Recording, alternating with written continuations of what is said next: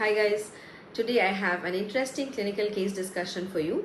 A 60-year-old man presented to the ophthalmology OPD with left-sided homonymous hemianopia. What is the most probable neurological location of defect in this case? The right answer would be right side optic tracts are defective. How would we understand contralateral homonymous hemianopia? Left side homonymous hemianopia means in both the eyes, homonymous is uniformly in both the eyes.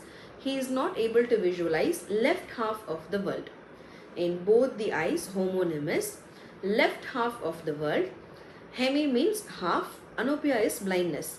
Left half of the world he is not able to see in both the eyes. This is called left-sided homonymous hemianopia.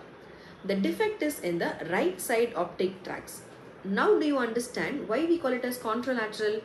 The defect is in the right side optic tracts, but he is not able to see the left half of the world. Contralateral homonymous hemianopia.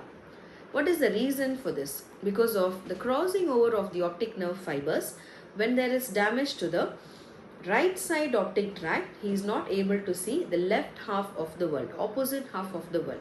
Left side of the world is not seen in both the eyes. So that is about contralateral homonymous hemianopia. Very important question, repeatedly asked question in your exams. Thanks for watching.